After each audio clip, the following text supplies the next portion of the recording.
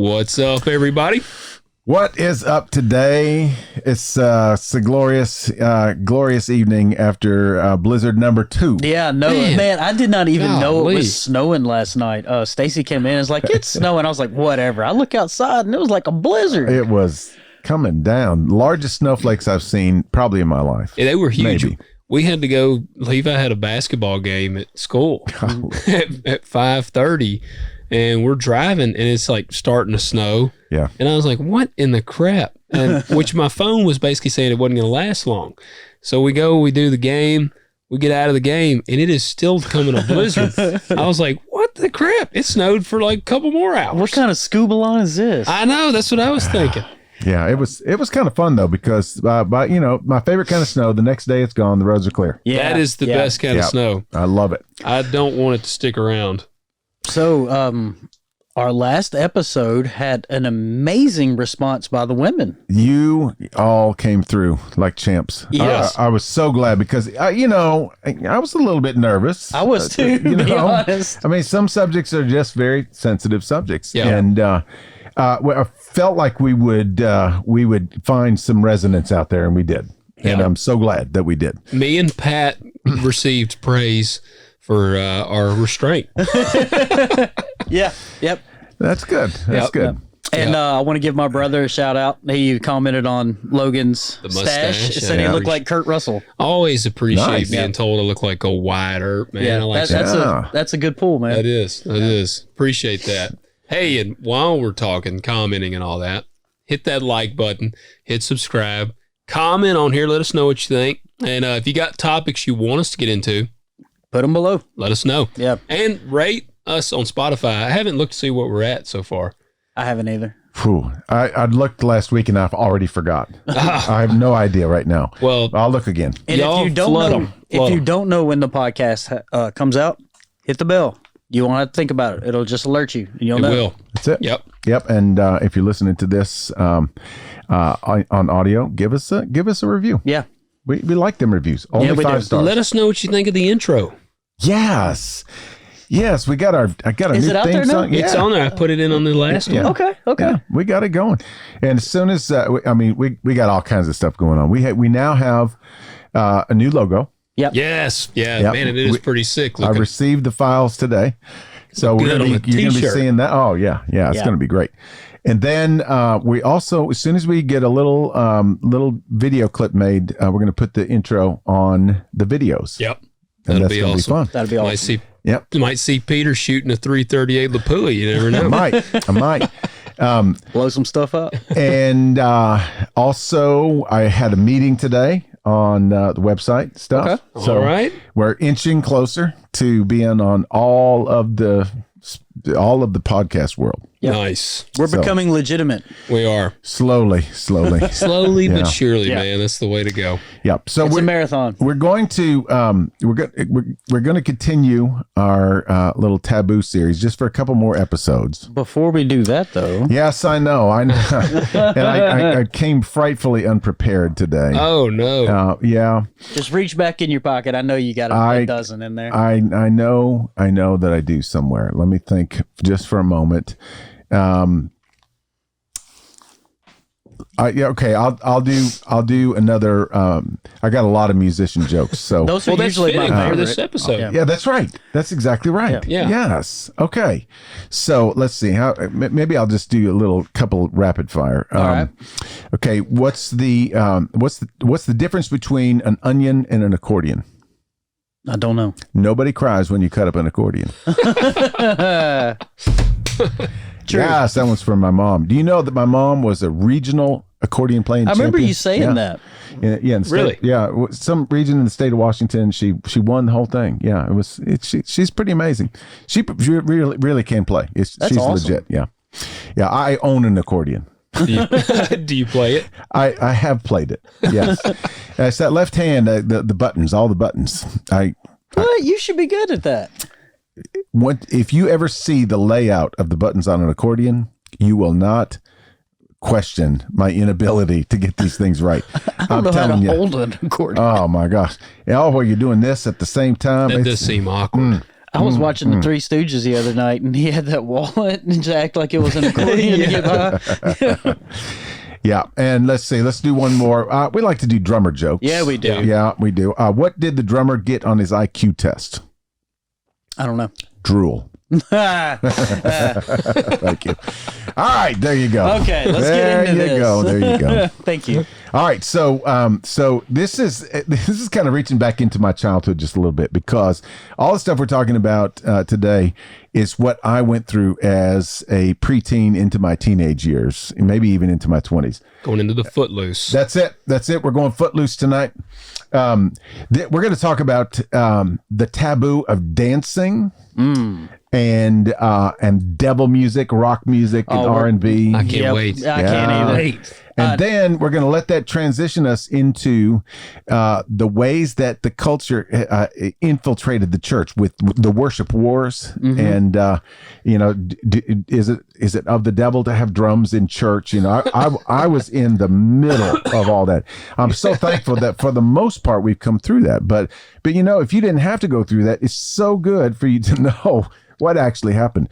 So obviously we've been through a number of taboos over the last several episodes, and some of them we just dismissed categorically. Like this is a ridiculous taboo. Others were like, oh wow, this is actually kind of a legit taboo. Yeah. This is ridiculous. Yeah. I'm just telling you right now. And spoiler alert, I'm gonna be on the side holding the flaming torch. I'm on the culture side of this one. Yeah. I almost wore my Ride the Lightning shirt. I was listening to Metallica on the way over here. Yep, that one. Excellent. For whom the bell tolls. Although, just like some of the other taboos that we sort of dismissed pretty early on, I have to say that, and we'll bring this up as we work our way through this material, there was, I think, for the most part, a good intention behind the concerns with some of this stuff. But isn't that the case a lot of times? The initial intention is good. Absolutely. Good intentions in misguided people is still misguided. Well, and also, this started in the late 60s. Hey, the path to hell is paved with good intentions. That's exactly right. So check your heart, okay? But started in the late 60s, and you remember what was happening in the late 60s. Yeah, the Jesus people movement. Well, but it was also culturally the Vietnam War, the sexual revolution, all the world. Them Beatles. Yeah, no purity movement. I heard, not yet. No, it was the anti-purity movement is what it was. So I've heard one guy say this last week. He said in 67 through the early 70s, half the people thought, finally, we've progressed. And the other half of the people thought the world has just ended. Yeah. And so you had that dynamic going on. So a lot of fear. Yeah. Just everything being disrupted. The whole, kind of idyllic sort of family unit, neighborhood feel of the 50s and the early 60s was just, somebody threw a grenade in it and it blew up. It's funny that a lot of these taboos have that word associated with it. It's fear. Oh, for sure. But once again, and we'll talk about this when we get to the worship music kind of thing, but you're afraid for what kind of world your child's going to live in when they get older. Yeah, you're trying to keep them clean. You're trying to keep them on the right track. You're trying to teach them right and wrong, and this stuff is coming at you that you don't know what it is. Yeah. And you have to remember, it started kind of with the Elvis phenomenon, this rock and roll thing. But man, Elvis the pelvis. When the Beatles came along, and then all the Beatles copy bands and all that stuff, game over. It just felt wrong. It felt evil. Didn't feel, Yeah. And so then when it starts creeping into the church, oh my goodness, it's like overload. So once again, good intentions. Certainly, wanting to keep some sort of normalcy. Yeah. So you can see where some of this comes from. But I will say that some of it still continues on today. It carries over. See, I'm curious to get to this point because you've been involved in worship for decades. Yeah. And so I've been involved for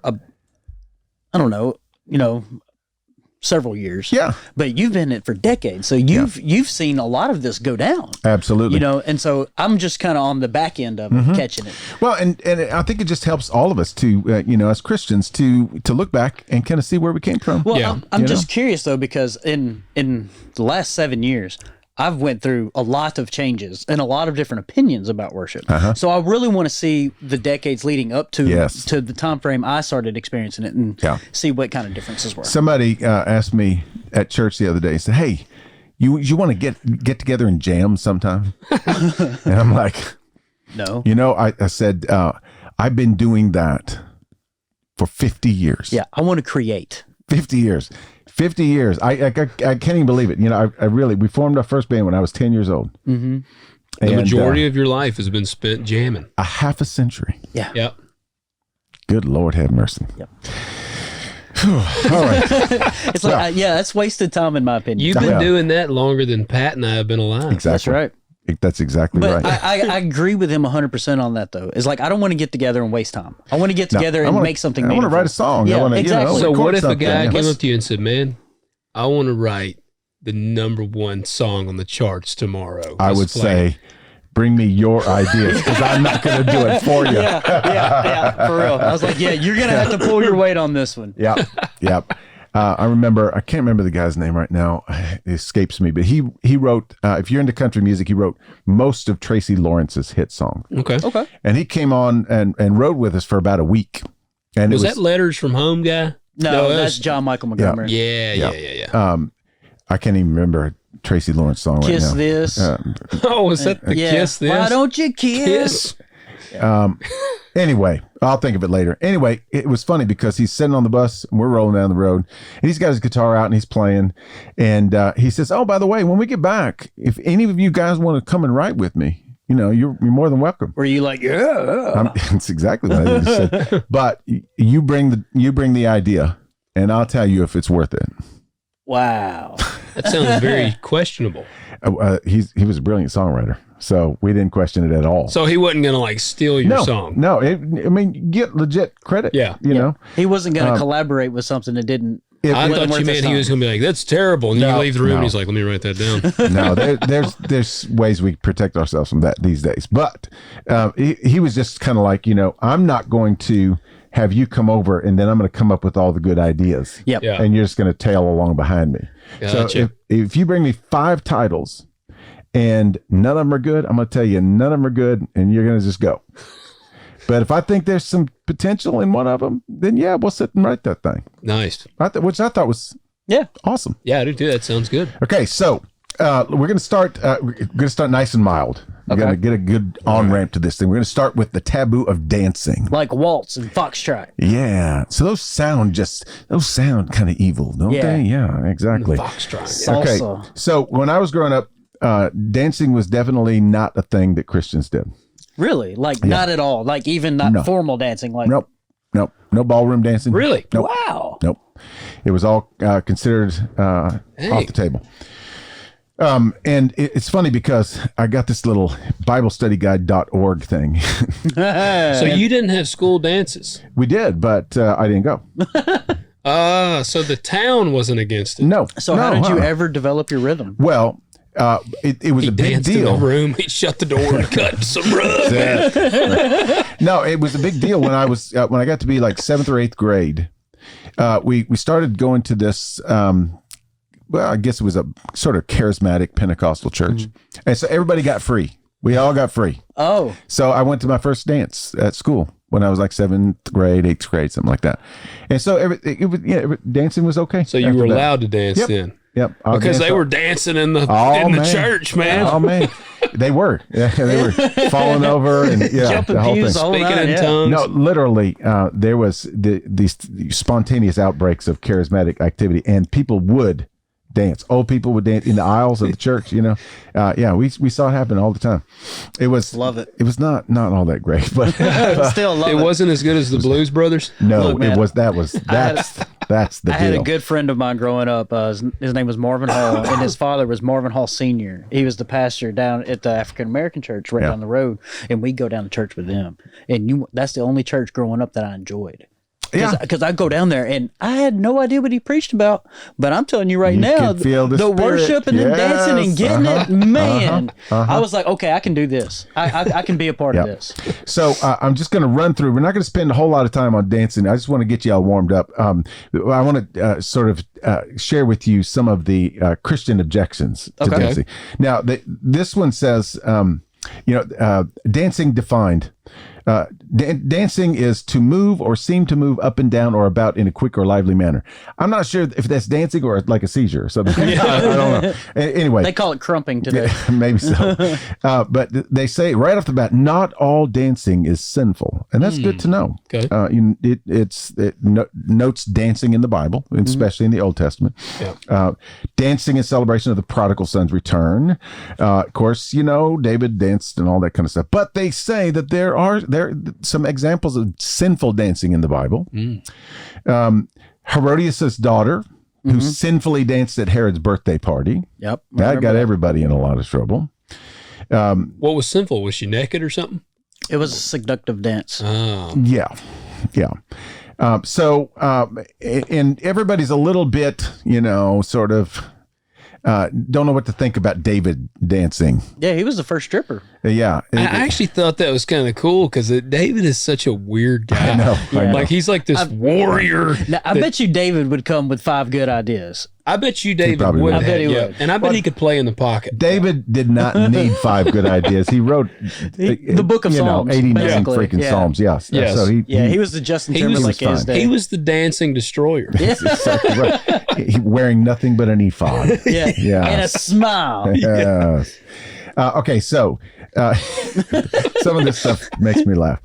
Okay, so biblical principles. Okay. We are to glorify God in our bodies and exalt Christ. If a dance inappropriately displays our bodies or includes movements unbecoming a Christian. So, like, if your shirt kind of comes up or something. Movements unbecoming a Christian. So no gun fingers. That maybe is that what that means? I don't know. Then we cannot involve ourselves with such dances. We are to do, second principle, do things that are honorable and respectable in the sight of all men, obeying God in everything we do. So we must determine whether dancing in a particular fashion is honorable in our day and age. So could you dance with your woman behind closed doors? Oh, we're getting to that. Oh, that's even a bad one. We shouldn't engage in lustful and licentious or sensual behaviors. Licentious is unbridled lust. Excess, absence of restraint, indecency, wantonness. Unbridled. Just like Herodias' daughter. We shouldn't do that. And it says we shouldn't engage in questionable behaviors. We must be absolutely certain a particular dance is lawful before engaging in the behavior. If there's any question, avoid it. So no church clap. Is that unbecoming a Christian? I don't even know by now. Yeah. Because now you're saying some dancing is not sinful. Okay. Anyway, but now they're serious. This is serious. Yeah. And there's a category right here called hokey pokey style dances. That's got to be good. Okay, I need to know what other dance is a hokey pokey style dance besides the hokey pokey. Well, it says, as a young Christian, I remember hearing that dancing is sinful, which is what I heard. I didn't remember hearing that certain types of dancing aren't sinful, making me wonder if my parents had led me astray, allowing me to sin in the first grade when I performed the hokey pokey with my classmates. Well, that is because then you stick your, do you shake your booty in the hokey pokey? Yeah, you shake it that's all very around. sinful. Unbecoming a Christian. That is shake it very all sinful. about. Yeah. Turn yourself around too. Isn't that like the earliest form of twerking right there? think so. Yeah, Yeah. twerking. We are old. Yeah, twerking. It's like Twerking. they're twerking over there. What are those kids doing? They're trunching. They're trunching. Twerk it good. Yes. All right. Later, I learned that certain forms of dancing, such as the hokey pokey, aren't sinful. What? Yeah. Such dances are mentioned by Jesus in Luke 7:32, figuratively representing a person's joyful response to the gospel, which the Jews lacked. Get right out of town. The Jews just evidently didn't. They couldn't dance? Yeah. Apparently, I don't know. So celebratory dances, movements performed to celebrate. Celebrating in this fashion is not sinful. You can dance at the football game when they score a touchdown. Yeah. Okay. It's okay. Any dance. Well, just celebratory movements. Is that fist pumping? It says high fives are legal. says it right there. Could you do the hokey pokey? But as long as you don't turn yourself around too many times. You got to set your beer down. And do that one. You can high five, but if it becomes sinful, if you add a vulgar gesture, oh, gotcha, then it's not good anymore. There you go. Okay. I've never high-fived someone then shot them the bird. I don't think I have either. Now that you say that. No, that wouldn't be cool. Yeah. Okay, husband and wife. I'm sure we realize there's nothing sinful about a husband and wife dancing in private. Okay. Yeah. Although it might lead to something else. So, I'm going to be careful. I'm surprised it doesn't say anything else in there. The caveat to it. As a married couple, they are permitted to physically enjoy one another's company. The question that some Christians ask is, can a husband and wife dance in public? I believe, for several reasons, the answer is no. And here's why. First, married couples dancing in public can easily result in lustful desires within people who are watching.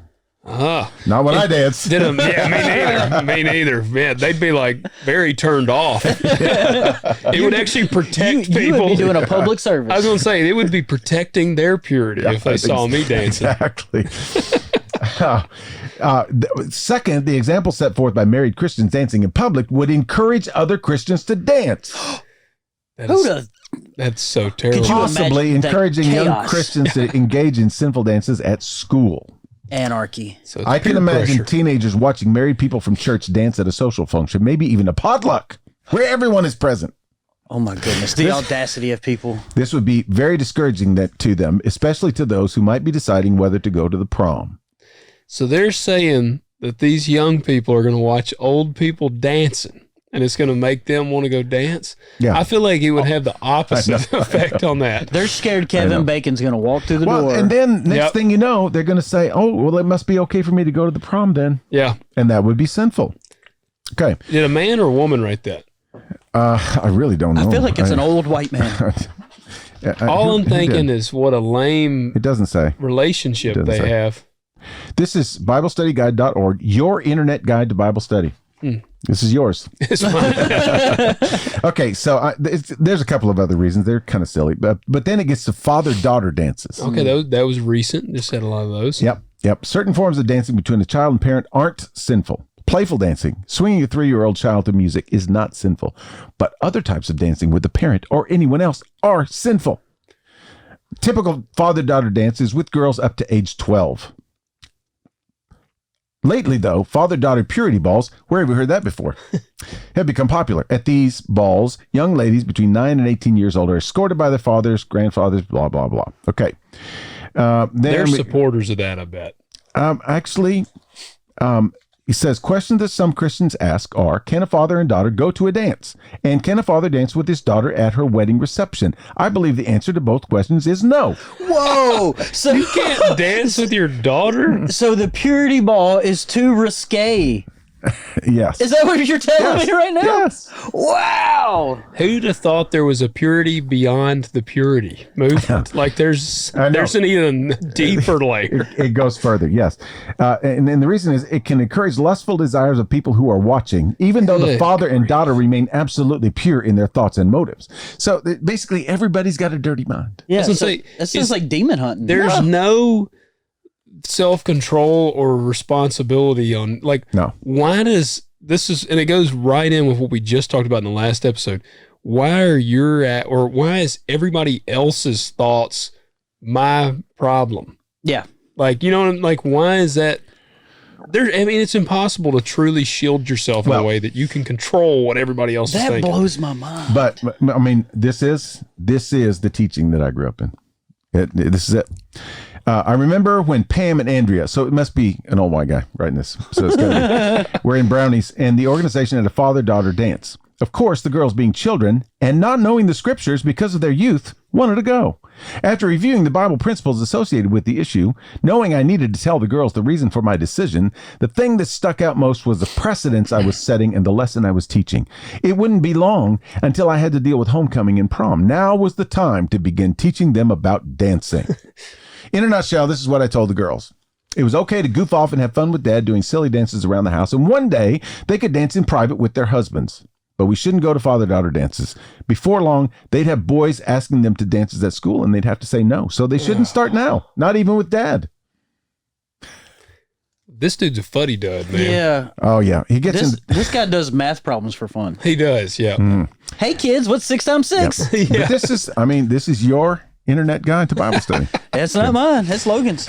They better be reading from the KJV. That's the only. I'm pretty sure that's the where only this comes approved from. version. Yeah. Okay, so then it gets into wedding receptions. Same thing. Same Dance same there. song, different verse, Terrible. a little bit You're gonna louder, make and a everybody little bit worse. Get excited. Now we get to ballroom dancing. Not long ago, many religions taught that ballroom dancing was sinful, but today things have changed. Not only do many churches condone ballroom dancing, they also offer ballroom dancing in their buildings. Is this an abomination? Anarchy. I tell you, it's anarchy. Yeah. The waltz is one of the mildest dances, but that's changed. Today, erotic ballroom dances have grown in popularity, like the tango, the samba, and the salsa. Dancing with the Stars, man. Yeah. The downfall of us all. Overtly sexual, vulgar expressions. That's what that is. If this guy saw the movie Dirty Dancing, he'd be like, good heavens. He's the dad from Dirty Dancing. That's who it is. He probably wrote the paper on why watching movies is ill. Probably, is evil. yes. Yeah. Okay, so on salsacrazy.com, one lady describes her fascination with salsa by saying, I've made the remark to my non-salsa friends that it's like having safe sex. I mean, really fantastic sex. I bet this dude was like scared for his browser history when he went to salsa. It's like, He probably wiped it clean after he went to salsacrazy.com. Yes. Oh, yeah. Okay. And then there's perverts at ballroom dances. Well, I would caveat that there's perverts everywhere. That's what I was going to say. There's always perverts everywhere. Yep. You go to does this dude go to the grocery store? I bet he doesn't go to the beach for sure. Yeah. He better not wear sunglasses. And then there's even worse. There's swing dancing. Oh, yeah. They display fascinating feats of athleticism, but also incorporate sensual movements in the dances. Some girls wear short dresses that fly in the air when they jump, sometimes turning flips in the air and sometimes wrapping their legs around the boys in sexual positions. Oh my God. And other girls wear tight, low-cut outfits that are very revealing. Yeah. Got a real problem with that. Conclusion, Christians shouldn't ballroom dance or swing. Yeah. Square dancing? Oh, that's got to be okay, right? Nope. Touching. You can't do-si-do? Touching. You're touching. Square dancing is promoted as a means of touch therapy and physical and cognitive stimulation. So I can't think of anything sexy about square dancing. Oh, everything, apparently. I mean, come on, man. Girls are wearing short skirts that fly in the air. Boys holding girls tight when they swing. It's all evil. It's just all evil. Square dancing. Okay. How about line dancing? Well, you don't even touch with that one, right? That's got to be okay. It's a group of people dancing in one or more lines, usually facing the same direction, so on and so forth. As with many things in life, some line dances don't have sinful components, while others do. But he does not give us a list of which is which. Is the electric slide okay? The cha-cha. I feel like that's not. Cotton Eye Joe? I don't know. You kick your leg up. That's right. The shorts That's might right. get up. Her ankles might show. He does say clogging is not necessarily sinful. Well, clogging is the most unsexy dancing I could possibly imagine. Don't you take some milk and magnesia for that stuff? Their gout is probably flared up and they can't do it tonight. A military unit in a parade such as the ROTC doing a series of synchronized movements is technically a line dance, but it's not sinful because this is America. I was going to say, was he about to go all against the troops here? Musicals aren't necessarily sinful, but they're getting more sinful. That's what he says here. You're not going to hell, but you're getting close. He ain't watched the Rocky Horror Picture Show. Sure enough.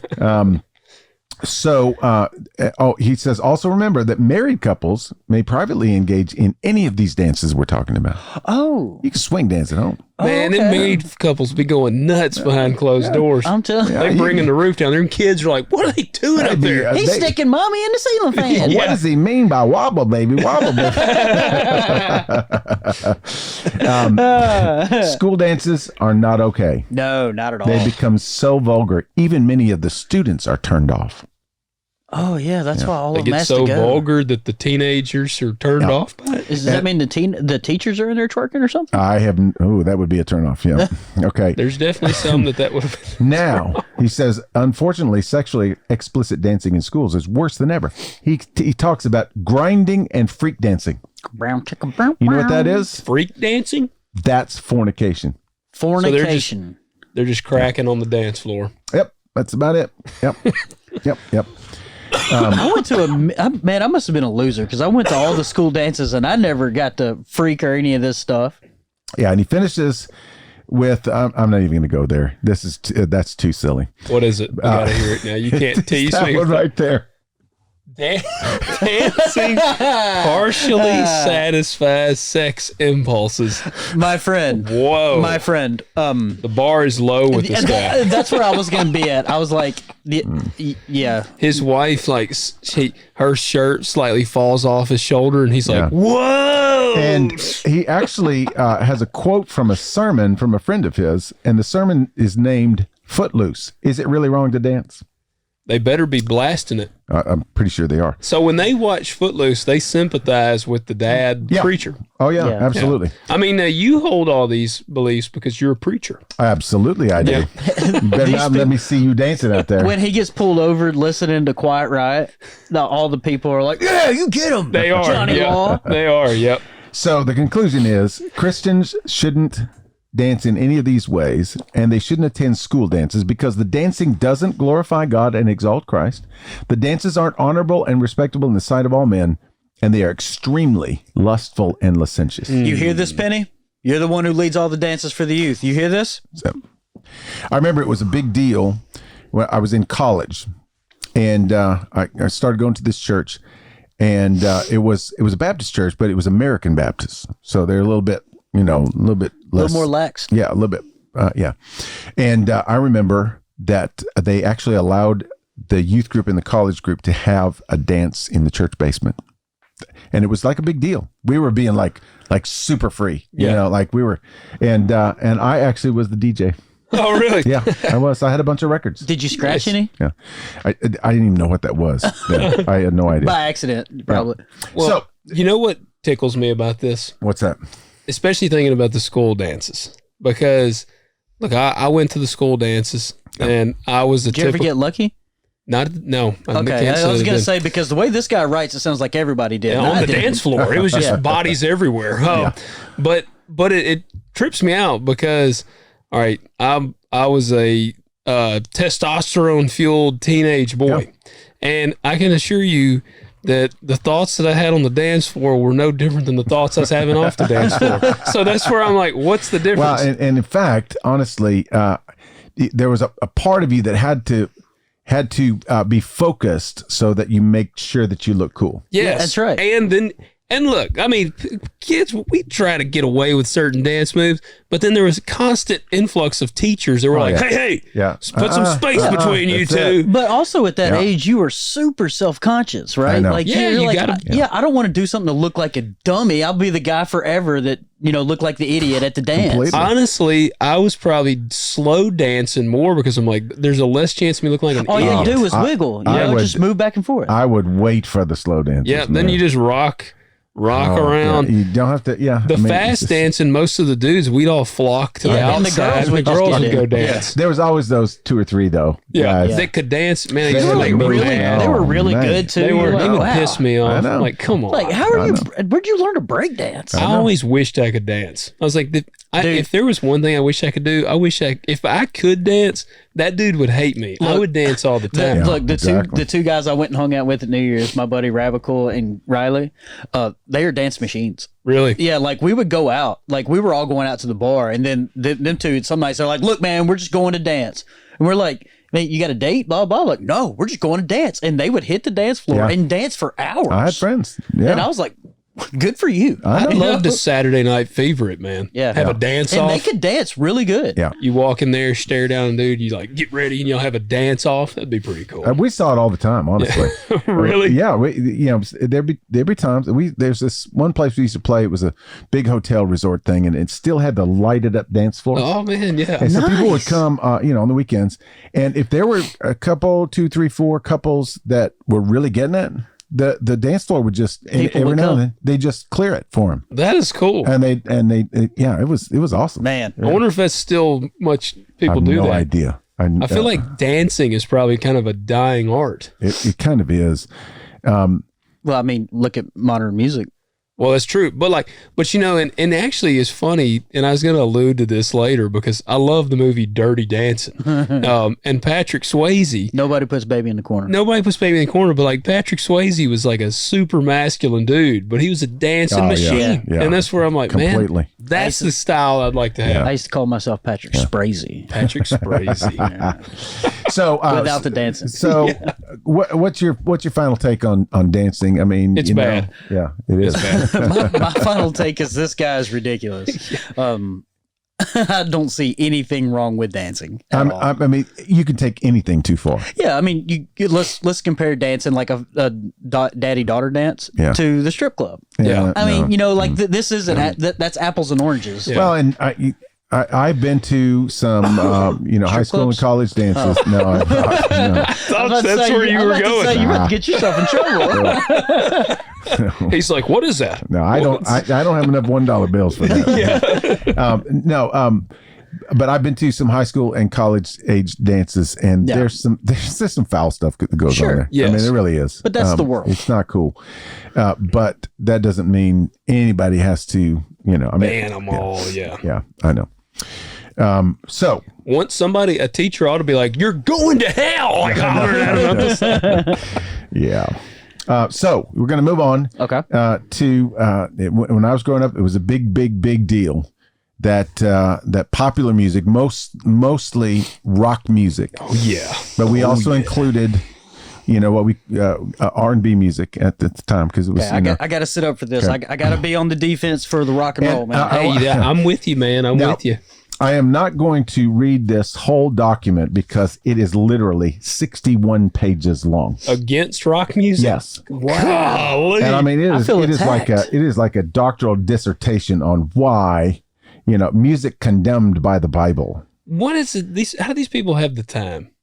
I feel personally attacked. I mean, he's got graphics and everything. I see. Really? Yeah. I wrote my first book on rock music in 1974. Less than a year after I was saved. The title of the book was Mom and Dad Sleep While the Children Rock in Satan's Cradle. That's kind of that's actually a cool album lyric. title. I was like, man, that's like the best Black Sabbath Mom lyric. and Dad Sleep. Yeah, that's darker than anything I listen to. Yeah, Black Sabbath could have put that one on there. This dude is serious too. Rock, music has changed since then. Rock has grown more wicked.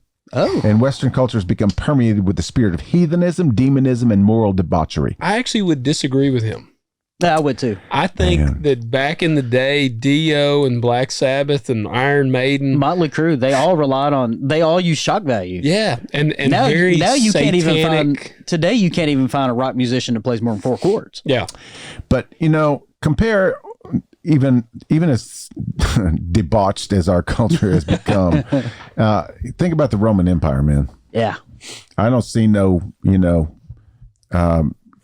crosses with dead bodies on them just hanging by the side of the road. That's right. I mean, I'm not going to make value judgments, but he's making a lot of sort of. Okay, so he says in its Christian incarnation, rock music plays a major role in the building of the one world church. Huh. What does he mean by that? I don't know. I can barely get it in our church. I know. I've been telling y'all to play some Metallica I've been telling Peter for 5 years to play Metallica. I'm working on it. I try to amp it up every Sunday. So and literally, these are the arguments that we heard while my brother and I, while we were budding rock musicians, right, and went to church every Sunday. So you felt were y'all attacked. getting heat from church members? Completely. Nice. Absolutely. So, so things haven't changed that much. Not much. Okay. He says rock music cannot be sanctified for the Lord's use because it is fleshly and cannot therefore minister to the spirit.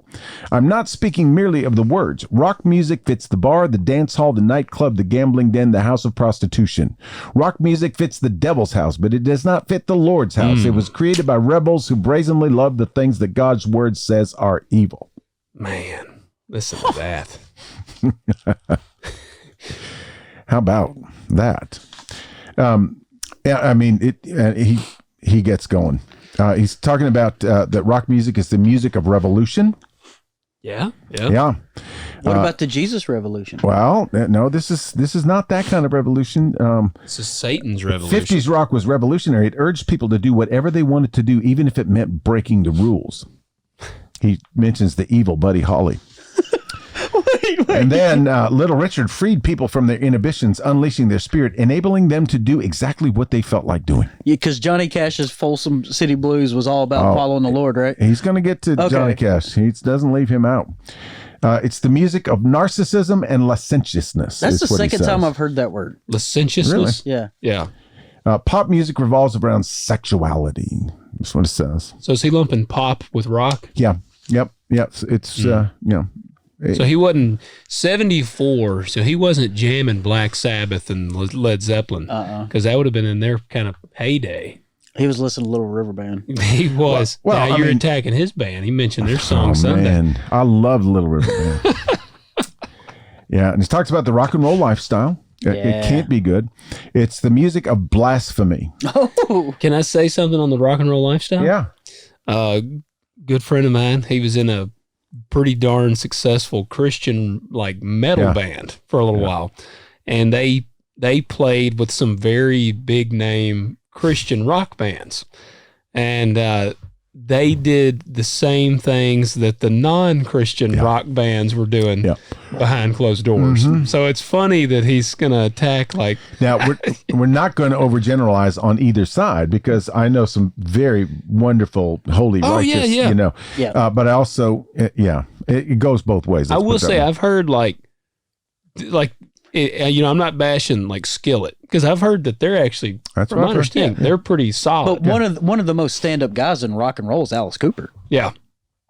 Alice Cooper, he's a genuinely good guy. Yeah. Like, he doesn't go out partying and all that He's stuff. a preacher's kid, Yeah. Ted Nugent's a straight line man. He liked the women a lot, but he didn't do no drugs. Don't drink. Alice Cooper's actually, he's outspoken for Jesus a lot. He is. Like Alice Cooper is saved now? Yes. Yeah. Oh, he's Really? been saved for a while. Yeah. Really? Yes. I did not know that. Yeah, he's like but he's like the shock rock guy. Marilyn Manson got saved. Really? No. Oh. I was about to genuinely be shocked. Yeah. I was like, really? I was sitting here, I'm like, who would be the least surprised or the most shocking? I hope he is. Marilyn, if you're watching, I hope you're saved. Well, he watches secretly all the time. He just doesn't tell anybody. Yeah. Okay, so it is the music of blasphemy, and I love this this story that he puts in here. He says the Beatles press officer Derek Taylor said, the Beatles are completely anti-Christ. I mean, I am anti-Christ as well, but they're so anti-Christ they shock me, which isn't an easy thing. By age 11, John Lennon was permanently barred from Sunday services in his aunt's Anglican church because he repeatedly improvised obscene and impious lyrics to the hymns. Well, what kid don't do stupid stuff like that? At 11, he's banned from church. And I wonder why. I hate his song Imagine. Just going to be honest. He mentions that song, Imagine. Imagine there's no heaven, no hell below us, above us only sky, no religion too. That's a blasphemous denial of Almighty God and His holy word. I just think it's a dumb song. I like Imagine. I just hate that. I just don't like it. I think it's a dumb song. The sound, I don't mind the sound, but I think the Imagine there's no heaven and all this, and somehow that's going to bring world peace just sounds goofy to me. I mean, everyone contemplates it at some point. Well, yeah, but I don't know. I don't think that the lack of religion would bring world peace. I don't think it will either. So I'm glad we got that squared away. He goes on to say all of the blasphemous lyrics, and we talks about Jefferson Airplane, which became Jefferson Starship. So he's staying in that 70s time frame. Pretty much, although he gets into Madonna. Yeah, he talks about Black Sabbath here too. Yeah, and AC/DC, of course, Hell's Bells. I mean, come on. Highway to Hell, yeah. Antichrist, Devil's Child. That's what they used to say it meant. Yeah, absolutely. Yeah. Well, Kiss. Knights in Satan's Service. Oh, really? Yeah, you bet.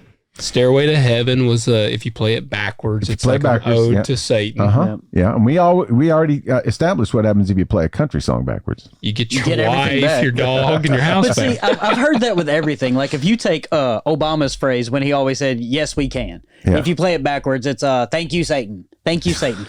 Here's my problem with that is, why are you listening to stuff backwards anyway? Who does that? Yeah, because the only people that find that out are the people that listen to it backwards. That's like you're just looking. Yeah. Oh, and here's terrible blasphemous. This is Bruce Springsteen.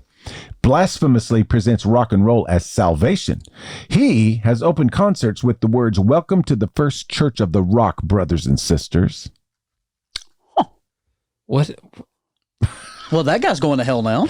Yeah, it's bad. It's really bad. I didn't know the boss was that bad. It's wild how they reach and find the stuff. Well, I mean, there's some filth out there. He talks about Marilyn Manson, rips up Bibles, burns Bibles, spits on pictures of Jesus. Okay, and sure, that's bad. I ain't down with that. He's a preacher's son, ain't he? Yeah, I don't know. I think he is. I was thinking he is. Yeah. But like that right there, it's explicitly against Christ. Yeah. I completely understand that there. Yeah. Yeah. Some of this is like, and then he gets into Kanye West, Jay-Z, Lil B. Who's Lil B? Has an alter ego called Based God. I'm in the devil, he sings. I'm Satan. I make deals and death wishes. I hate Based God. Want to put him on the guest list. Wiki. Never heard of him. Kanye. What is he?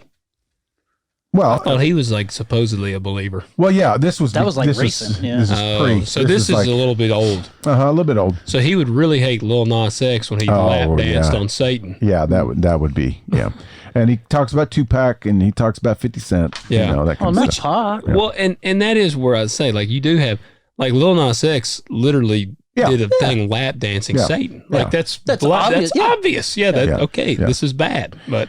Yeah, and but once again, he's going to reference some things that were referenced when I was coming up. Okay. Jesus Christ Superstar, that musical, yeah. This is it's also the music of false Christs. That's what he says here. So he talks about Jesus Christ Superstar. Talks about George Harrison, who was a Hindu at some point. My Sweet Lord, which actually, he got sued successfully for. Ripping off He's So Fine. Yep. Really? Yeah. My sweet Lord, he's so fine. Yeah. Man, all the big bands. Yeah. Rock's Christ is the new age Christ of Dolly Parton. Did you know that? So Dolly Parton's bad. Oh, I sat and had supper with Dolly Parton one time. She seems great. She is a wonderful person. How much goat's blood do you have to drink? Yeah. I sold my soul so I could have supper with Dolly Parton. Yes, I did. Rock's Christ is the non-judgmental Christ of The Shack. Rock and rollers love the novel The Shack. Have you ever heard a rock and roller reference the book The Shack? I have honestly not. I don't know not what The even Shack one is. time. It's the movie about the book about where they go in and meet Jesus or something. Yeah, it was very controversial. We might have to do an episode about The Shack. Well, I'll just say this. I've spent my life in the rock and roll stuff, and I've never heard of The there's Shack. copies laying around in the dressing room. Have you never seen it, Pat? No. I heard James Hatfield reads it before every performance. Yeah, every performance. Yeah. That's exactly right. Before Okay. I'll call James and ask him. So here's the big claim, though, and this is what I used to hear.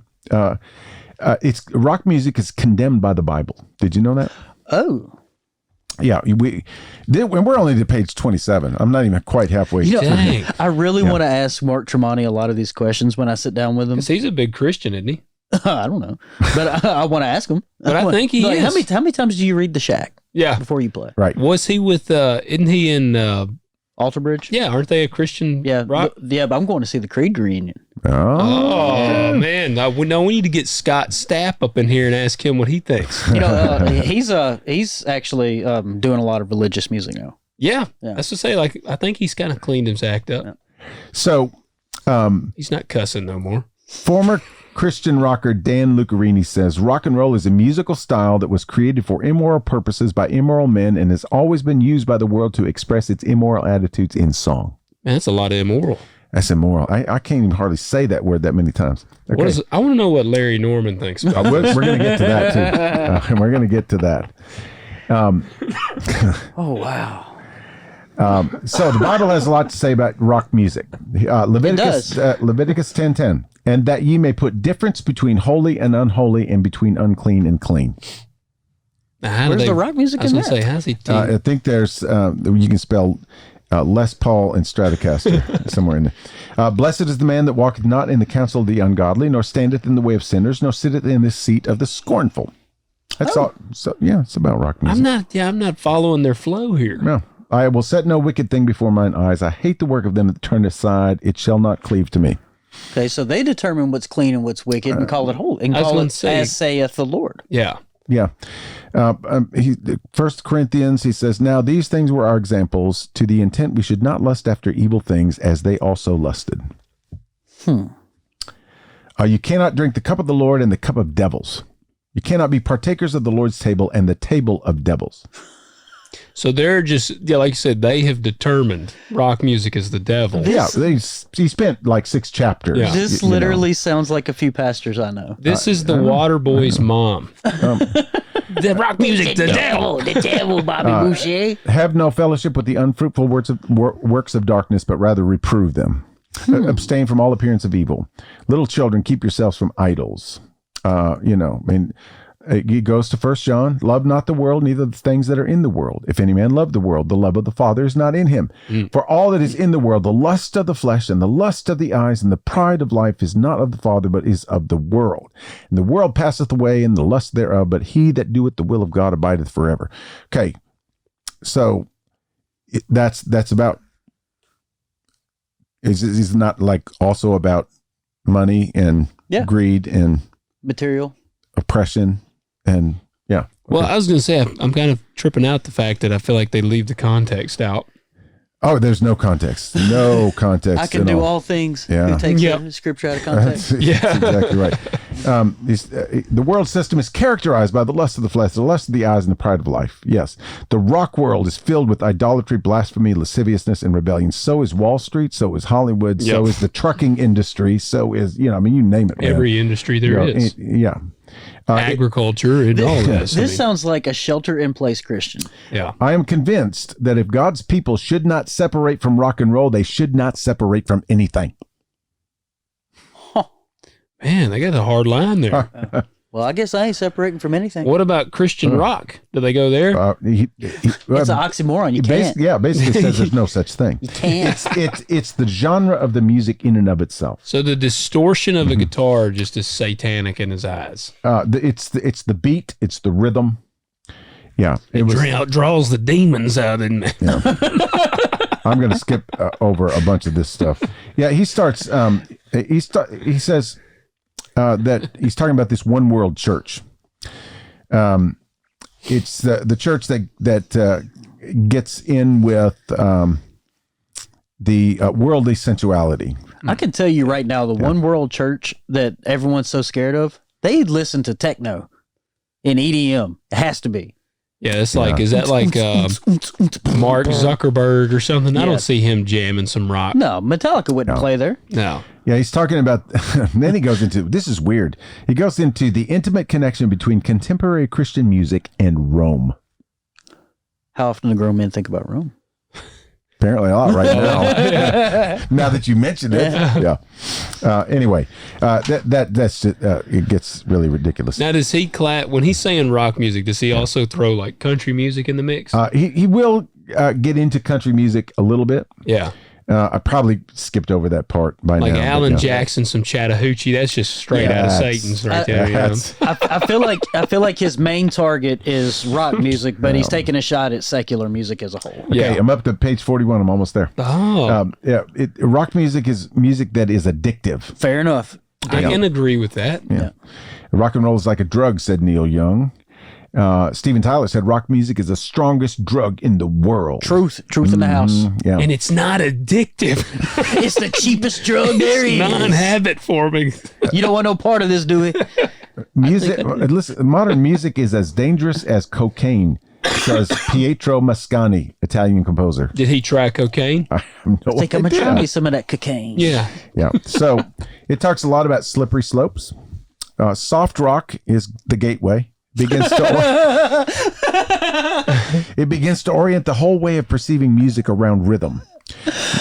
Rhythm is bad because, basically white people don't have any. So Steely Dan leads the Inner Sandman. That actually trips me out because I am thinking of the progression now. When I was young, I probably did I would jam some like Eagles and stuff. See? And then I worked my way into some Sweet Leaf, Black Sabbath, and then it gets all the way down to like some straight up Slayer and Pantera. So I was broken as a child, man. Yeah, mine was a progression. I was like 7 watching Headbangers Ball. It was game over. Well, that's good though. But he says it's a downward spiral, a gray area of ignorance about the power of pop syncopation. This is the message we heard in the church all the time. In fact, I remember a revival preacher coming in, and he actually played "Staying Alive." Nice. Yeah, he played it in the sanctuary. And we were kind of grooving to it, And then he said, "Stop it right there. Listen to that right there." How old were you? I was 13, 14. Wow. Yeah. And he said, "Stop it right there." And he said, "Listen to what they said. I'm going nowhere. Somebody help me." Because that's in there. I'm going nowhere. Yeah, okay, yeah, they do say that. And they said it more than one time. It's a cry for help or something? But it's the rhythm that makes you not notice it. It just sort of you absorb it because you're not listening to the words. You're just feeling that rhythm. It's the power of pop syncopation. Are you kidding me? The modern contemporary worship song is 47 choruses and 36 bridges. Yeah, it's the same thing over and over and over and over and over. The same thing over and over and over. Yeah, but. Why is that an alarming lyric? Because it's catchy. It says, in the case of vigilant, serious-minded Christians, Satan has to start them up at the very top of the slope with the very gentle rock, so that the conscience doesn't scream out, "This music is wrong." Just so long as he can get you started, he has won, because just like a drug pusher, he knows that his users will want more and more of that sensual rhythm. It's all about the rhythm. How'd you sneak in some of the music in your house? Your brother?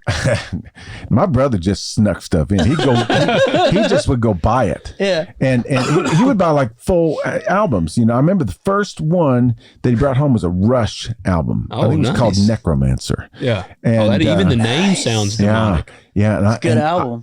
He showed it to me and I went, "You got to be kidding. You better get that thing out of here. That's going to kill you." I mean, it looked kind of, Satan-ish, And he said, "No, man, I'm going to keep it. And then when mom and dad are gone, I'm going to play it in the house, Oh, I remember show you. I was in 5th grade and I won a contest at school. And the prize was a 45 of the Locomotion. Oh, wow. Yeah. Grand Funk. Very right. Grand Funk. Yep. And I smuggled that thing into my coat, and I put it in my underwear drawer. What would your parents have said if they knew the school had given you that? See, they would have been upset. Yeah. They would have been upset. Yeah. Like I said, we got free later on, but at the time. Well, it's just comical. I'm thinking, because when I was in school, that's when LimeWire and a lot of these downloading sites were up where you could download the songs. You'd get your computer would be like, we were notorious for like wrecking the computers because they would get all these viruses from it. But I would burn CDs, and man, I'd have like some Limp Bizkit or something on there. The language, he cusses real bad. My mom would somehow find my CD and she would destroy it. But I'm like, the thing that she didn't know was it took me like 10 seconds to burn a new CD. So I would just keep pumping them out. Necromancer was on Caress of Steel. That was the album. Caress of Steel. Yeah. Necromancer was the song I was really worried about. Yeah. I'm saying the name of that just would strike fear in the parents. Caress of Steel. Necromancer. Oh, yeah. It's just a bunch of old Canadian guys. That's all it was. Rush's power trio, man. Yeah. I love some Rush. So the only sure protection against rock music is to avoid it. Abstinence Celibacy. is the only safe place. Exactly. And he says the safe and wise line to draw with Christian music. This will segue into our last 30 minutes. Yeah. So this is getting into acceptable worship. Well, it says the safe and wise line to draw with Christian music is to avoid any hint of contemporary Christian music. If you don't take the first drink, you will never be a drunkard. Hold on, to avoid any hint of contemporary Christian? Because of the rhythm, Logan. Come on. It's the pop syncopation that's of the devil. It is blasphemous. It's a slippery slope. So if you played some rock music while dancing... Oh, it's over for you. It's over for you. So we should just play like some really drab song next time. Just be like, well, we want to honor God. Well, listen to this. This is my favorite part of the whole thing. And it comes on almost the last page.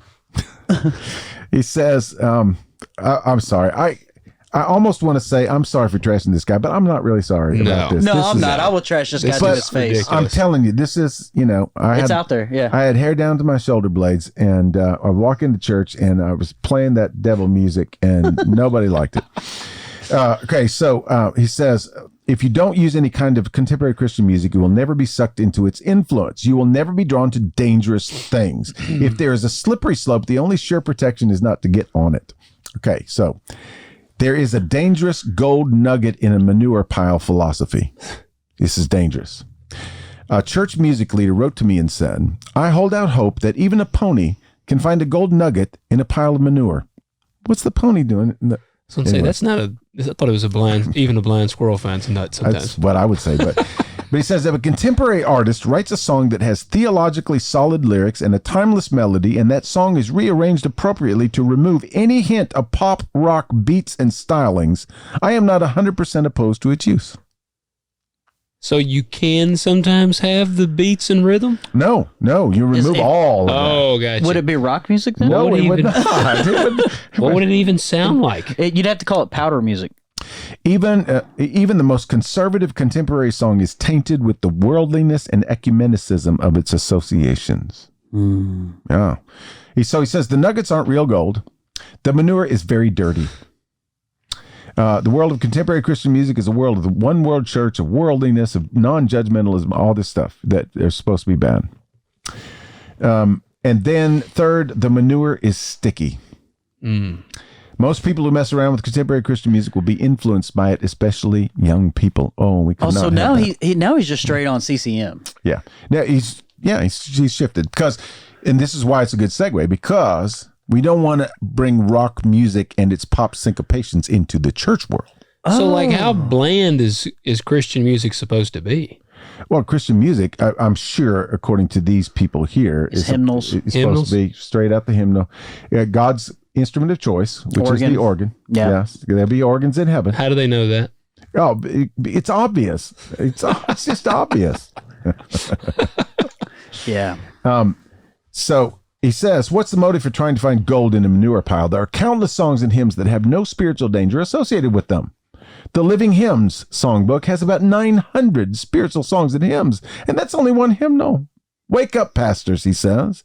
Wake up, parents. Anyway, he goes on. So can you write a modern hymn? Yeah. There's all kinds of, there's this very famous guy named Keith Getty who writes modern hymns. That's what he does. Stuart Townend is another one. Do you remember the song In Christ Alone? Yeah. Yeah, that's one of his hymns. But would this guy be okay with that? He would be okay with that as long as you did not put catchy. any pop syncopation to it. So the version of Hosanna you showed me, he would not be for. No, he would run screaming on that one. Or as the deer panteth. And So- have a little He would run screaming because I'd be chasing him. Yeah. So then, what happens then is we have this attitude, and then 1967 comes along, and 70 and 73.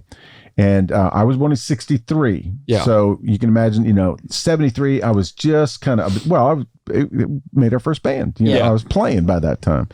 And so we were trying to do some things in At church. 10? Yeah. Mhm. Child prodigy. I know. Yeah.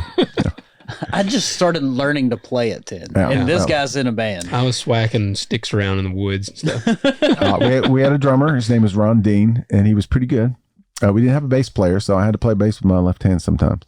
But we started at 10. Didn't really play any until I was probably about 12. Yeah. And then we went out and played Playing some Devil's music. Yeah. Oh, it was definitely Devil's. You was the original Highway to Hell, huh? But here's what was happening. Yes, absolutely. Here's what was happening.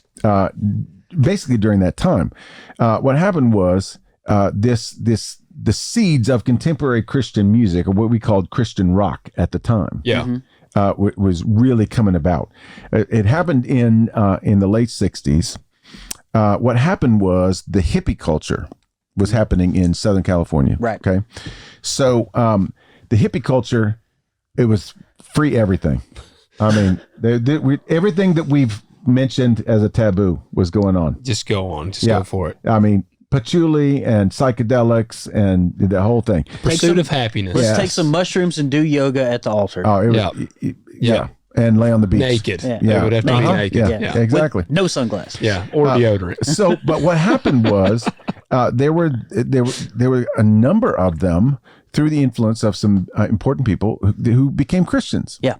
And so they really got Jesus. Like legit. Was that this Jesus Revolution thing? Gotcha. Did you see the movie? I did not, but I heard it was good. I want to see it. There's a great quote from that is they were looking for answers in the wrong places. Yeah. Well, and it sparked this Jesus People movement. Mm-hmm. That's exactly what it was called, Jesus People. And what happened was there was this pastor, Chuck Smith, and he was the pastor of Calvary Chapel. Don't remember what town in California it was, but there's a very famous scene in the movie because I watched the trailer, and I followed Chuck Smith for quite a while. But he said Chapel Hill, wasn't it? Was it Chapel Hill? I don't know, maybe. Don't get me lying. I don't know. It was in Orange County somewhere. It doesn't say the town here. I want to say it's Chapel Hill. Anyway, so Chuck Smith was talking to someone that he knew, and he said, I want to meet a hippie. Bring me a hippie. I really need to meet a hippie. And of course, he didn't travel in that circle. So it brought him a guy named Lonnie Frisbee, which is a cool name. That sounds like a hippie. Definitely. Lonnie was a tripped out young man who grew up in Orange County, saw God on LSD, and became a Christian in the Haight-Ashbury section where all this stuff was going on. So he classified himself as a Christian before he met this dude. This Lonnie did. Yeah, he was a new Christian. Gotcha. Mm-hmm. Yeah.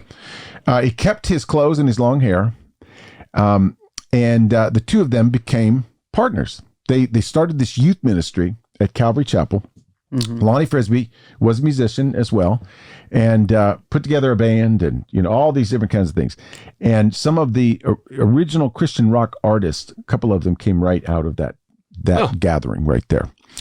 And so the whole church went crazy, and they would hold baptism services on the beach, and they baptized people in the ocean. And Chuck Smith, to his credit, just went right along with it. Yeah, and now he was a conservative, very conservative. Yeah, he was not a hippie by any stretch of the imagination. He just fairly recently died, just a few years ago. Costa Mesa in Santa Ana. There you go. Was did they drop the LSD or did they keep doing the LSD? No, they dropped it. They actually so they did right. Yeah, they cleaned up. Yeah, they did.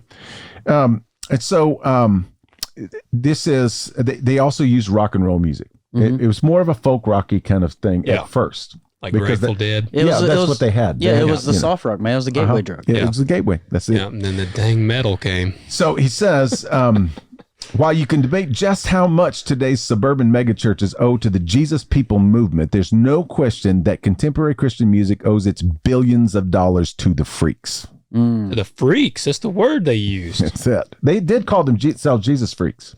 Oh, okay. Well, I thought he was using it as like a derogatory No, term. he talks about Jesus freaks earlier in the little article. Gotcha. Here. Were you a Jesus freak?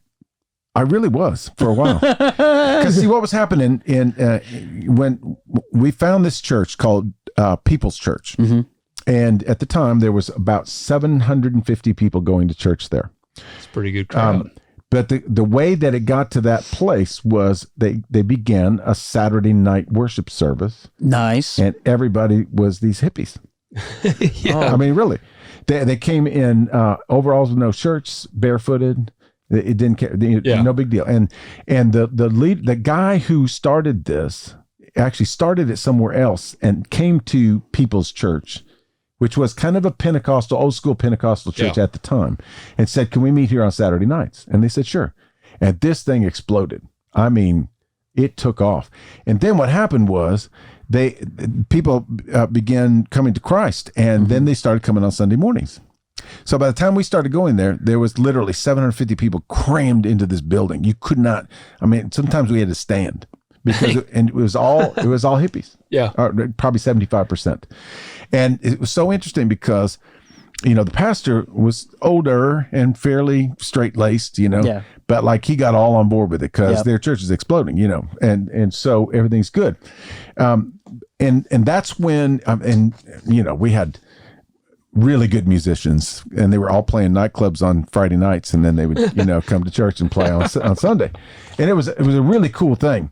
But right around this time was this phenomenon called Christian rock music. And I just wanted to kind of highlight a few things. Most people think that Larry Norman was the father of the Christian rock movement. Wow, he gets that much credit. Yes. That's pretty cool. Yeah. I didn't know that he got that much cred. The interesting thing about Larry Norman, and we've been talking about him for a while. Yeah. Yeah. He's the man. Come on, man. He is the man. But the interesting thing is, Larry Norman, let's just say he turns out not to be a very good dude. Oh man, come on. How are you going to destroy my hero? But I will qualify that by saying he had a head injury, a pretty severe head injury, and they're kind of thinking that it might have caused some hit his head on a rusty nail. Something like Ain't that. Been right since. Yeah, exactly. Wow. Yeah, it was that pop syncopation. Scrambled his eggs. But anyway, he was a lead singer for a secular rock group called People, and that disbanded, didn't really go anywhere. But they were on Capitol Records. Okay. So he said, "Hey, I'm a Christian. I got these songs I wrote. How about we release a kind of halfway rock, halfway Christian album?" Yeah. And those first couple records were released on Capitol Records. Well, that's pretty darn huge. I mean, it wasn't like a fringe Christian label. It was like boom, mainstream, and it really took off. His first album was called Solid Rock, and it had some legit hit songs on it. I came to one album after that. Don't remember the name of that album, but it had classics like "He's the Rock That Doesn't Roll." Listen to that one. Yeah. UFO is on there. The best. Do you remember the song "Why Don't You Look Into Jesus"? I think I listened when you told me about him. I went on this Larry Norman band, just binging. Yeah, that one was one of them. But UFO is that's untopped to me. Oh, I agree. That's the best of the best. As soon as I'm thinking it, I can just hear, "He's an unidentified flying object." Our favorite one at the time, and we played this in our Christian band, was "Why Should the Devil Have All the Good Music?" Man, preach it. Yeah, that's right. Anyway, but before Larry Norman, there were a couple of bands that were doing it, and they were touring like in a van down by the river. Matt Foley style. Yeah, so I got another one for you. This band here is really the first one. There was a band called Agape. Okay. And they were decent, but the one that really started to catch fire right before Larry Norman was called the All Saved Freak Band. Nice. I like Good the name. All Saved Freak Band. There's some interesting personalities Logan's in there. writing these down. I am. I'm going to check You can this find out. All Saved Freak Band on Spotify. Nice. Yeah. And so that's who got it started. And then Larry Norman started his own record label, and then started coming just a steady stream. And this is the music that we absolutely devoured. So there was a guy named Keith Green. I don't know if you remember Keith Green, but Vaguely. he died in a plane crash when he was 28 years old, along with two of his children. They were trying to carry some aid packages somewhere, and they overloaded the plane.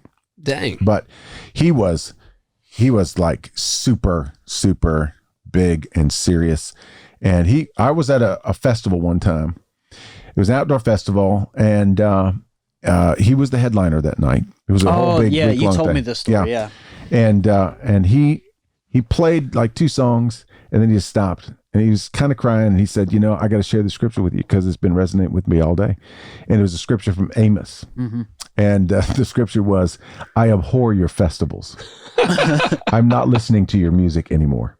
Yeah, and he just started talking about that, and it was like a big giant revival thing. Really? People weeping, people laid out on the ground. Wow. He just said that, and he didn't play the rest of the night. People were just ruined over this whole thing. Yeah. And later on, the promoter tried not to pay him because he only played 3 songs. Even though he led all of that? Everything. Yeah. Like a major. It was like a big glory cloud. It was something. But Keith Green was a big deal. Randy Stonehill was another one that I really liked. Phil Keaggy. That sounds familiar. Guitar player. Phenomenal guitar player. He played with a secular group called Glass Harp. Okay. Yeah. Yep. And there was another one too, and I can't remember the name, but he took over contemporary Christian music for about 10 years. Okay. There was 2 albums in particular that we absolutely wore out, and his signature song was "Love Broke Through." When your love broke through, and then he had some other musicians around him that were phenomenal. We got to see them live a few times. My grandmother likes that song. Amazing. Yeah, I'm sure. And then there were John Michael Talbot, Michael Card.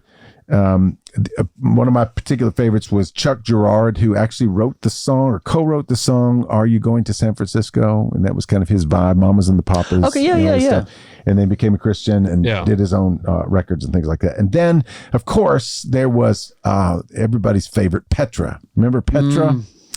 Yeah, that was the first heavy rock band that came out. Did you ever listen to any I don't Petra? think so. Man, write it down, man. Write it Petra? down. It's Petra. Petra. Yep. Means rock. Yeah. Petra. Yep. It's in the 70s. Was the singer who sang the song "Walking in Memphis"? Mark Cohen? Yeah. All right, his song. I take it he is not saved I don't think so. because there's that weird lyric where he's like, "And I saw that woman," and she's like, "Son, are Mariel. you saved?" And he says, "I am tonight." Yeah. Exactly. Yes. I remember that. I Yeah. actually, I listened to an interview about that. He Man, said, I am tonight. he said that his trip in Memphis was almost spiritual like. So he put that in there. Okay. He was like, "I nearly got robbed." And I Well, had you a gotta moment think, where I was like, this was- "Jesus, save This was me." in the late 80s. Yeah, not So- quite what it is Yeah. today. You know what they say? Memphis, come for the barbecue steak because he got shot. But there were other kind of fringe artists. There's this one girl that actually made a big splash for a while. Her name is Karen Lafferty. And you will know Karen Lafferty when The name sounds familiar. I mentioned the song Seek Ye First. Okay. Yeah, and I was going to say wrote it. the Lafferty is a name that sticks out to me. You've probably seen it in the hymn book a zillion times. I think I have. I'll Yeah. bet you have. And a guy named Randy Matthews was also big. His song "Holy Band," "Take Your Place in the Holy Band." That was my What jam about forever. "I Can Only Imagine"?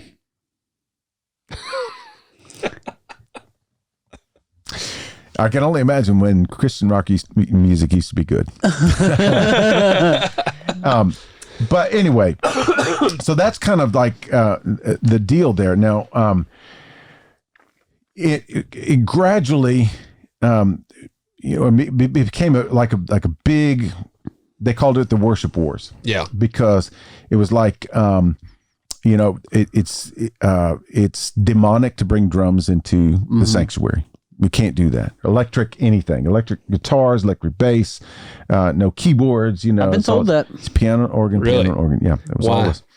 But that was the one really good thing when we started going to this church, because there was a group of musicians there, and they knew that we were coming up and that we were excited, and so they actually took us under their wing, and they schooled us big time, and they were really good. So the interesting thing though is it still wasn't accepted enough that we felt like when we were getting out of high school and going into college and stuff like that, we didn't feel like there was any way that we could actually make a living. Really? Yeah. At playing Christian music. Yeah. Especially, growing up in the Northwest, we weren't near a music hub. So maybe if we were in LA or Nashville or something like that, there would have been booking agents and things like that, but we didn't have access to those things. So that's why we became nightclub musicians. Yeah. We wanted to play every day and make a living at it. And so we had much more of a chance of success playing outside the church than we did playing inside the church. Yeah. And so I'm very thankful that things are so much different now. I feel like for the most part, other than on the fringes, we've sort of moved past it. What do you think, Pat? Yeah, for the most part. My beef with CCM today is every song sounds the same. Yeah. And I hear so many people say, well, I remember when I Can Only Imagine was on regular radio. Yeah. Why can't we do it today? I was like, well, bro, because your melody's not good. Yeah. Yeah. And I've had people tell me that's like, well, if you love Jesus, it doesn't matter what the song sounds like. I was like, no, because I love Jesus, is the reason why I'm putting up with this mediocrity. Yeah. I know for a fact, like Peter can rip. Yeah. You know what I mean? And But a lot of it is, well, you're going to make it a show. Yeah. You're going to make it about you. Who are you making it about? Yeah. And you know what? I mean, I thought the Lord deserved our best. Yeah. You know what I mean? Yeah. And like I was saying off air, when Peter or any pastor for that matter, when they get into it, is that a show? Yeah, that's honestly, I hope that it's the moving of the Holy Spirit. Right. And that is a passion for the message. And if we ever want to be counterculture, we have to go into the culture. Yeah. And singing Kumbaya is not going to get it. Well, I'm thinking that was the cool thing. I think about, because when I was in like youth group, I actually was playing guitar at that time. Mm-hmm. Cool. And I was into Slayer and Metallica and Alice in Chains and My people. Nobody in the youth group was jamming that. I was jamming System of a Down, like, just stuff. Like I'd pull up to church jamming that, and it's like, what are you listening to? Yep.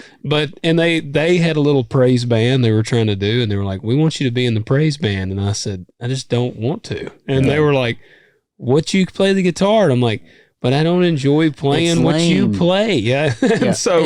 But at the time, I didn't realize the bands that were out there on the Christian side. Oh, yeah. Because I will tell you, we had at first, Creed, which I loved Creed, but they were like not technically a Christian band. Right. They didn't identify. Yeah, they had a Christian message. But POD was a Christian. And these bands threw down. Yeah. Red had some songs they threw down. And I was always, that was the music. Like POD, honestly, when I was younger, I don't know that I knew that they were a Christian band. Well, what's funny, though, is like, what is everyone's go-to hard rock Christian band? Probably Skillet. It's Skillet, right? And I'm not a Skillet fan, really. I'm okay with Skillet, but here's the thing, is it's safe. Yeah. People feel safe to play it at youth events and stuff. Yeah. But theologically, POD is way better. Yeah. Oh, well, but it's heavier. Yeah. And see, that's what as a kid, I really wasn't paying much attention to the lyrics. I was just like, man, just wanted the vibe, the man. guitar, that demonic guitar and stuff was just reaching out to me. Yeah. It was pop syncopation that was getting you. But as an adult, I hear the lyrics now and I'm like, wow, they're really legit. This is my thing, though, is just like cocaine, man. Can we really make an impact on the world without sacrificing anything of our faith by making better music? Well, okay, so here's my other little deal with that. Did you guys ever listen to Disciple? Yeah. Yeah. Yeah, and say, what are some of their songs? That. I'm pretty sure. I can't remember right now. Yeah. But I remember the big wall of sound. Yeah. Yeah. That was cool. But here's the deal, too. The thing that bothers me a lot actually, is what we try to do. We try to go counterculture, so we try to replicate what the world is doing, what the latest trend is, and put a Christian spin on it. Yep. And then we kind of, we compress the sound down to where it's not nearly as edgy. Yeah. And we have our clean, sanitized. Clean it up. Like we have the, we have the ish. Yeah. We're the cheesy version of what it is. Yeah. Yes. And I'm thinking to myself, like one of the cool things about the Jesus People movement is they had no template to go by. Right. Yeah, they had folk artists of the day, and they had some rock bands, and they had the Beatles, and some stuff like that. They just went for it. But they just used the instruments they had. Yep. If you listen to some of these All Save Freaks band, you'll recognize a few things, but it's not formulated to sound exactly like something else that's happening in the world. Right. Yeah. Yeah. And so it was like, remember Stryper was like the cool metal band, the hair band, and so it's like, you can't listen to, whatever it was, but you can listen to Stryper. It's okay. Yeah. It's been sanitized for your protection. To hell with the devil. Yeah, exactly. Hell with the devil. And that's what Petra was back in the day. They were heavy rock. Yeah. Just like Leonard Skinner, kind of but stuff. not the cleaned up version like you're talking about. No, they were. They were the first one to actually imitate, hard rock music. Yep. See, why can't, and I think that's one of the things that loses me now. It's inauthentic almost, but that's always been my one gripe with Skillet is it's just so clean sounding. Even to be, because I saw them at like Winter Jam and it was cool. They had fire spray out and I mean, it was a cool thing. I enjoy some of their stuff, but like if you put POD next to Skillet. POD curve stomps Skillet, man. I mean, it's not even a comparison. No, I completely agree. Yeah. But see, at the end of the day, though, it's what's safe. Yeah. It's 4 chord progressions. It's don't throw too many words at them. Well, and look at how, I mean, POD, again, not to get on their bandwagon all of a sudden, but like, now that I'm thinking about it, they had the balls to even talk about some pretty heavy stuff. Yeah. That song, Youth of the Nation, that's a heavy song. Yeah. But they're honest. Yep. Okay, so final few minutes, and this is kind of where we're going to wrap this up because I completely agree that most of the contemporary Christian music sounds the same, but the other extension of that is the worship music business. Oh yeah, that's the part that's really kind of bothering me right now. Is it big money? Huge money. Yeah. I watched there's a guy. His name is Mike. He's got a YouTube channel called Become the Night. And he's done a documentary with some big name contemporary Christian people in the industry. And he said that a lot of people are rock musicians or country musicians who moved over because all of a sudden they started getting paid. Yeah. He's like, they got paid. And he said that there's this famous keyboard player that he sits down to play. And he's like, where's the track?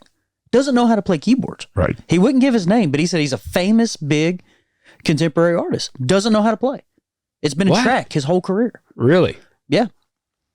But anyways, all this stuff is cookie cutter, sounds the same, and the industry's going to keep pumping it out. Well, that's one, like, I have never been able to stomach K-Love. Sorry, people. I know. You turn that on, and it is this, it's like, when's this song going to end? I feel like 2 hours later, I'm like, when's that one song going off? And it's obviously been different songs, but they just literally sound the same. Yeah, well, that or they play the same song 700 And I know times. that there are people in our own congregation, in our church, that blast K-Love, and I think that's awesome. Yeah, there's nothing wrong with that. I think my mom jams some K-Love. But there's also some that keep it on in the background like 24 hours a day. Yeah. And I don't think that's bad either. No, it's all good.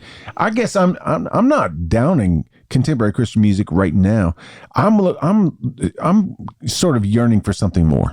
Me too. It just some creative expression that's not already in the can. Right. And this whole worship music business thing, I feel like everybody's kind of playing it safe, trying to write this very vanilla Christian worship. It's like the Hallmark movies of music. Hallelujah. He's preaching now. Okay. And some of it is, I think, meant to be emotionally manipulative. Absolutely. And there are certain songs, we won't do them because it's like, there's nothing there. There's nothing there. We want our people to sing, and we want our people to worship, and we want to have the freedom, we have a framework and a format to the way we structure our services, but there's all kinds of room for. Yeah. We don't want to feed them 3 minutes of nothing. Right. Yeah. And I love our structure too. And I've tried to hammer this point many a times because we usually open up with a big song. Usually it's something kind of celebratory. Right. We want to celebrate. And then by the time we're getting ready for the sermon, we've brought it down a few notches. And the reason we do that is because now you can tell the difference between here and here. Yeah. From way up here and way down here. And that's the intention. Yeah. Because not everything is jumping jack happy and not everything is intimate. Let's go in a moment of prayer. Yeah. Like there's all these shades in between, and we want to give the proper worship to everybody in every season. Well, and we always also want to be funneling down toward focus for the sermon. Yeah. What is God going to speak to us today? Yep. Yeah. It's not what I have to say. I hope it's what God wants to tell all of us. And, Jesus said to the woman at the well, he said, the time is now when true worshipers will worship in spirit and in truth. Mm-hmm. Now, some people say, oh yeah, in spirit, that's the music. Truth, oh, that's the sermon. I don't think that. I think that it all works together. I think that you cannot receive the truth unless you've been worshiping in the spirit. I agree. And that is not just music. That is our prayers. That is our giving time. That's our fellowship time. It's everything. Yeah. If we just really focus in on surrendering ourselves to the Holy Spirit in our whole worship experience, by the time we get to where God wants to speak, it will be God speaking to us. Yeah. It's not just going to be some clever something. And I'm with you 100%, man. I feel like there needs to be something new, not necessarily like break into the rock part of it or blues part of it, but something different. It needs to be of fusion and there's something that speaks a little bit to everything. I'll tell you what, a couple of those songs you guys were practicing for Thursday. Yeah. It kind of, I have never heard the recordings. So I'm going to say the way you guys were doing it, I was thinking really kind of spoke to me there. I was thinking about that on the way over here. We are really blessed. I knew we were talking about worship. Oh, we are. And so I was like, but if you think about it, like Drew, or, he plays acoustic. He doesn't do the plain Jane cowboy chord strumming. No. Like, he has a very rhythmic, pulsing sound when he plays, and it's lively. Like, you can feel it. And Peter's not a block chording, just cling, cling, cling, cling. Like we have some serious talent, and we don't rely on the easy way out. We try not to. There's always that Sunday where it's like, okay, we got to put together something that everybody knows. Yeah. We get in the groove, hip get in the draw. vibe. Yeah. But most of the time, we're very, and we are just, we have an embarrassment of riches when it comes to singers. Yeah. Comes to even our tech people. It's just amazing. And we're spoiled right now. Well, it's because God wants to do something with it. Preach. And if we are willing to go where God takes us, which is beyond the formulas and beyond the same old, Yeah. I think we're going to experience something very unique. Y'all are going to be the next POD. Look, when we did the Psalm series, when we wrote the Psalms, that was the first taste of it. Yep. And I knew then, I was like, because I didn't write them all, Peter didn't write them all, Drew didn't write them all, we all did collectively. And I was like, there is just a wealth of possibility and talent here. I know. Yeah. It's just amazing what we can get done. Well, we might be the next All Saved Freaks band. Well, you need a cowbell. Yeah. I know a guy.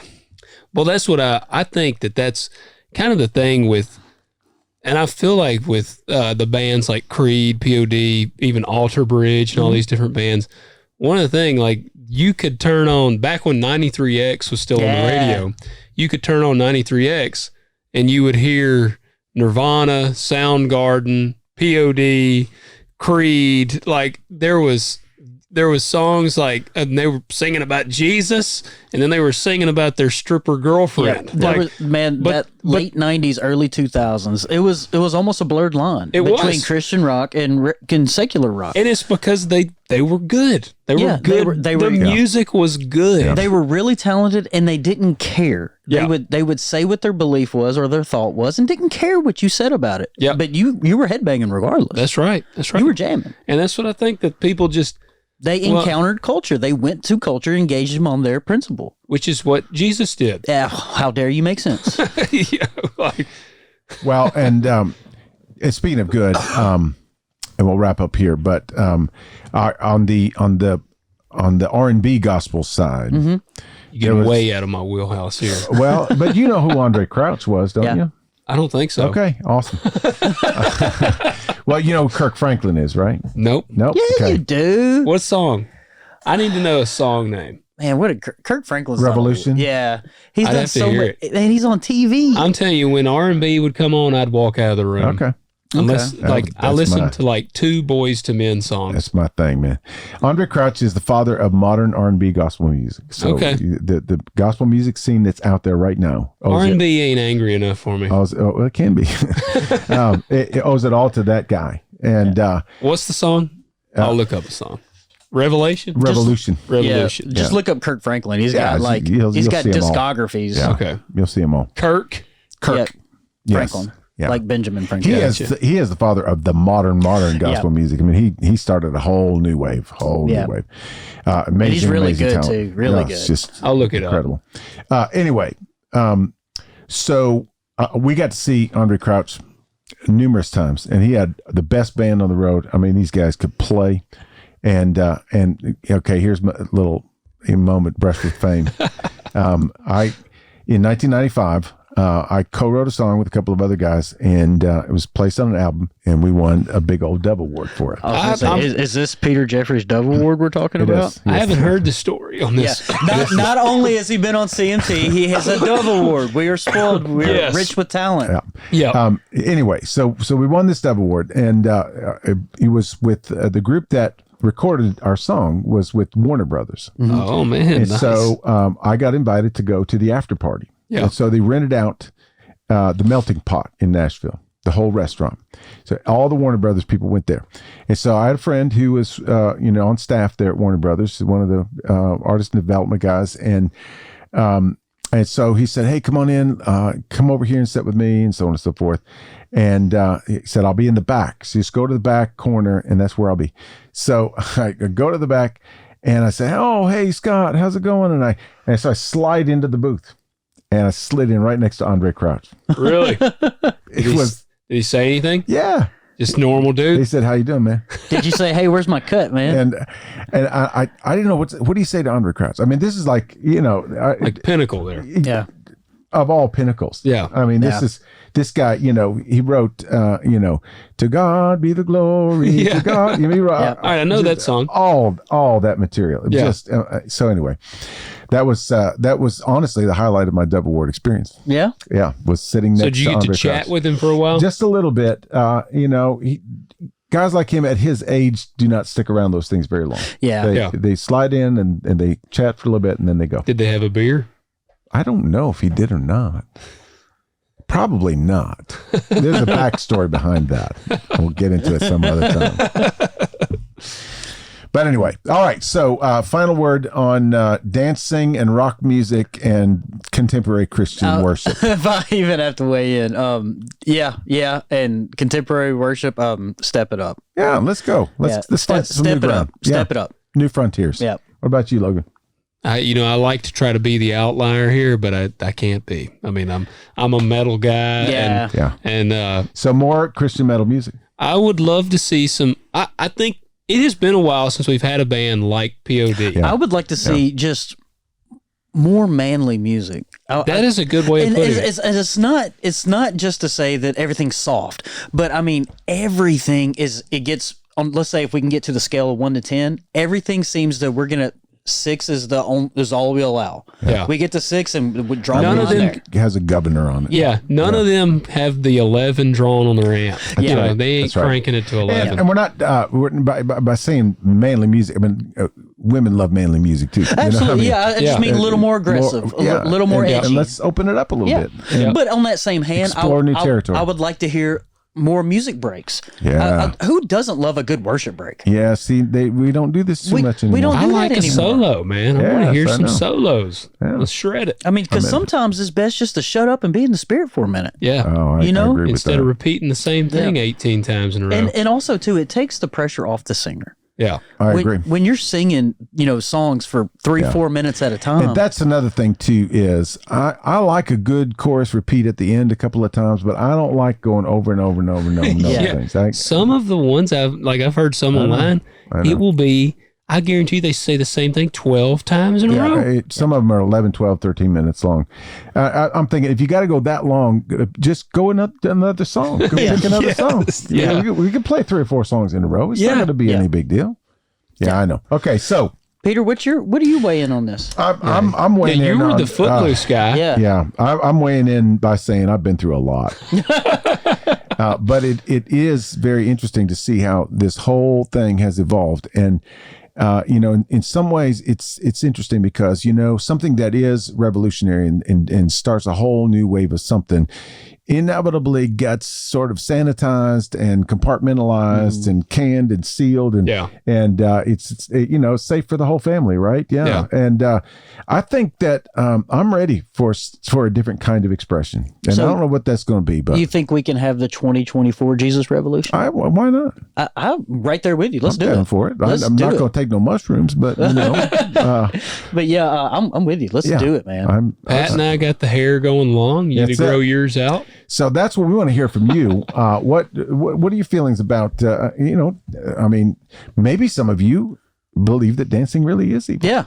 I don't know. Tell us about it, and tell us all kind of where you at music wise too, because we want to kind of do this together. Yeah, and because people at Holly Grove, I can't say this for everywhere, but usually on Sunday mornings when I'm playing, I'll slip a little AC/DC in while I'm warming up. I'll slip a little Skinner in. I'll slip a little Led Zeppelin. And I know for a fact, I see a lot of y'all singing and moving along to it. Yeah, so tell us what you like, and we can try to incorporate where we can worship and smile maybe when we're in worship and be happy and be in the moment. Yeah, and music is not meant in church to be manipulative, but it is supposed to be inspiring, and it is supposed to kind of help us to let our logical minds just sort of rest for a minute. Yep. Yeah. So that our spirit can be open. Yep. And that's the whole goal of everything.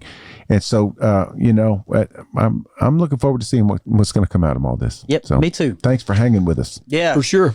Guys, y'all know what to do. Hit the Like, buttons. subscribe, Yep. That's it. comment, tell us how bad we are. That's right. We'll catch you next Or week. how old we are. See ya. Twerking.